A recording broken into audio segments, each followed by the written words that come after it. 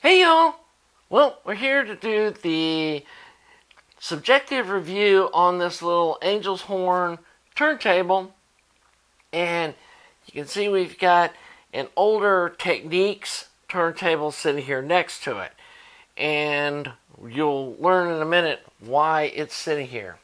So let's go over what was good about this turntable. Is it plugged in and worked. I know that sounds like a lot, but when you buy an old vintage turntable from a thrift store, from eBay, or from a yard sale, you don't know if it's going to work or not. And that's one advantage to getting something new, is you know it's going to work. The other thing is this does have Bluetooth. That was really easy to connect my Bluetooth speaker to.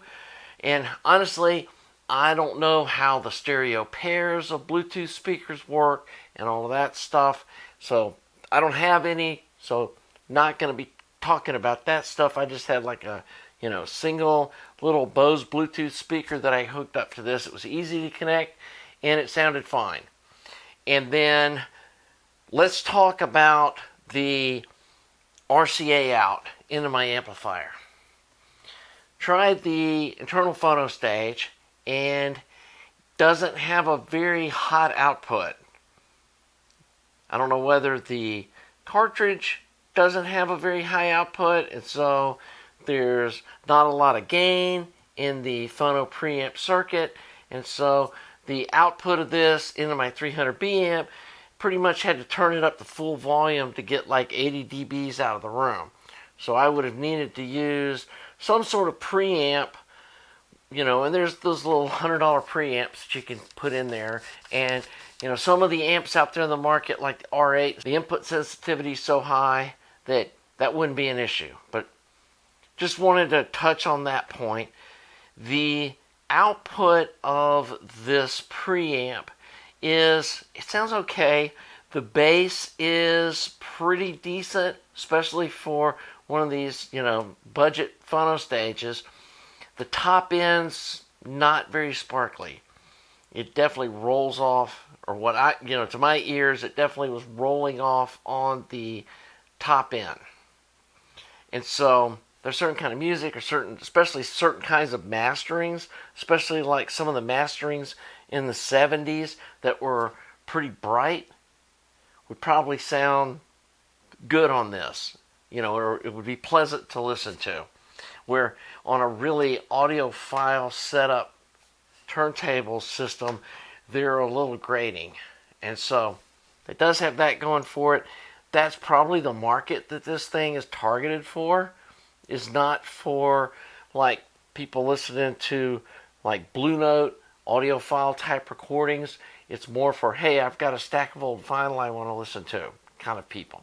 It does have a USB PC port, so you can hook it up to your computer. Didn't try that, so can't comment on what that sounds like. But like I said, the Bluetooth, honestly, to me, sounded better than the Phono RCA out did. And that's, again, probably the target audience for this thing is more for Bluetooth speaker type use. So let's go up another step. Hooked up these outputs, put it on phono to connect to my phono stage. The top end crispness came back, and actually this little cartridge sounds pretty decent, especially for the price point that this thing is. What I did hear is the bass sounds rumbly. I wasn't sure at first whether that was the cartridge or what was going on, but it definitely, I don't know if distortion's the right word. It's more just kind of rumbly, especially if you got, bass guitar. There was, some pretty heavy bass. It was just kind of, it wasn't breaking up, but it just didn't sound clean. And then I would go back and forth listening to, and admittedly, I've got not what I would consider like a super high-end deck, but I've got a Techniques 100C, I've got a AT540 ml cartridge, and I also have a OC9 MXL moving coil cartridge, and I've got my EAR 834 clone phono stage that we hooked up to this. And that's what we were talking about with the, the clarity came through where I could hear that issue with the bass. The other thing was it has some hum that I don't get off of this turntable or my other one. And hooking a ground wire up to it made like zero difference, which was kind of weird. And it wasn't overwhelming, but I thought it was kind of weird that hooking the ground wire up and disconnecting it didn't make any difference. So, would suggest using this with a external tube phono stage. It might work fine with, some of those other ones out there, like a Shitmani and stuff, but I don't think that's the market for this.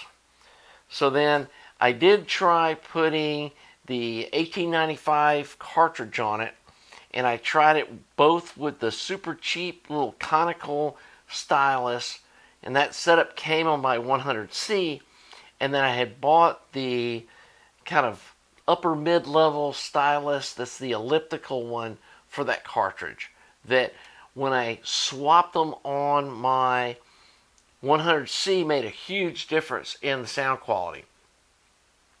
Well, when I put the 95 cartridge on here, I was able to lower the grams on the stylus, and this definitely needs 3.5 grams. If you get it any lighter than that, it doesn't want to track. It starts skipping and it needs 3.5 grams to get in the groove and stay there. So with the other cartridge, I was able to lower the stylus pressure down to 2 grams, and honestly, it just didn't sound that much different. I mean, it probably had a little cleaner mids, but it still had that rumbly kind of bass. And then when I changed the needle, it really didn't change much. So, honestly, I think what we're dealing with here is the budget bearings or bushings that are used for the pivots and the play and the tone arm. The upper, it's got play vertically and horizontally at all the pivots in this area back here. And I don't think this is meant to be like upgraded to be an audiophile turntable. That's not to say it wasn't enjoyable to listen to. I'm just saying temper your expectations. And I think this would be fun as... I was talking with a friend of mine, and I think he phrased it well. This is a dorm room turntable. It would be something that you would have like in your dorm room at college with a couple of Bluetooth speakers that you could play some of your old vinyl on and just have something kind of fun and different without spending a lot of money.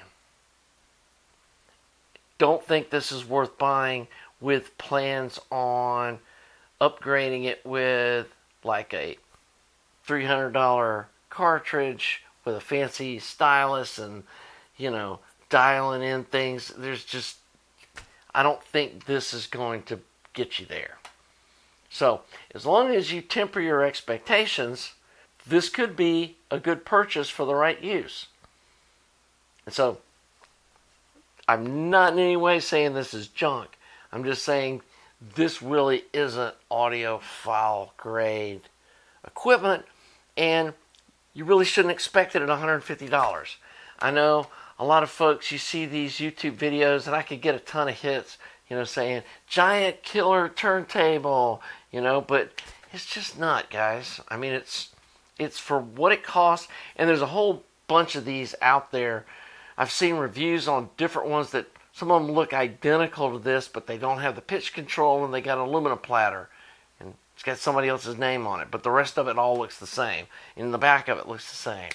And so I think these are getting, reboxed and branded by different people as different things, and yeah, it's just an inexpensive China turntable that probably should be reserved for use with Bluetooth speakers and just, play some moderate, mastered, you get a Journey LP. It's not going to sound any better on a fancy turntable than it will on this one, because the mastering's just not there. And you can still sing along and enjoy the music, right? So if you are on a budget, you might want to go try to find one of these that's been serviced up. This is, what is the model of this thing? A BL-B2. And this is a Technics belt drive semi-automatic. It's got a nice tone arm. It's got really solid pivots. It's got a replaceable head shell. It will shut the record off at the end. I think, this one doesn't auto start. You have to set it down, and then at the end of the record, it picks it up, goes over, and sets down, turns it off. Actually, the auto return on this works better than on my new direct drive Technics turntable, which is kind of funny.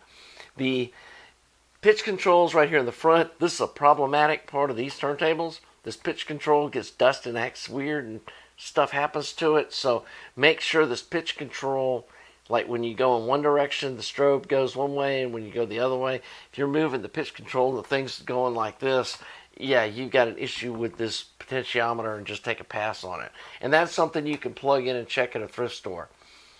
I do like that it's got a strobe, so you can see the speed without having to buy some external disc thing. These do come with the cables all made onto it, so you get the cables. See, that's another thing about this. It doesn't come with any RCA cables. And then you got to look for some low capacitance RCA cables that'll work with a phono thing. That's super important. And that's another $30-40 you can spend on cables. And so, yeah, just think about this as a Bluetooth turntable and just enjoy it for what it is. And don't think you're getting some, it looks like a music hall tone arm, kind of a setup on the end, and this is Technics looking pivot back here. But yeah, guys, it just looks like it. It's just a different price point, quality level. And for what they sell for, you're getting what you pay for. So anyway, hope you enjoyed this review. Hope this makes sense. I hope some of you guys that, maybe are looking for something like this, if you are, I'm not going to even use an affiliate link, because I just, yeah, it is what it is. And I'm actually going to see if the manufacturer wants me to box this up and forward it to another reviewer to let them look at it too, because I don't have any use for this. But I know somebody might. And I just, again, want people to temper their expectations. So, again, hope you enjoyed this video. If you did, please like the video. Please subscribe. Thanks to all you Patreon supporters. Thanks to all you folks that regularly watch my videos. And until the next one, have a nice day.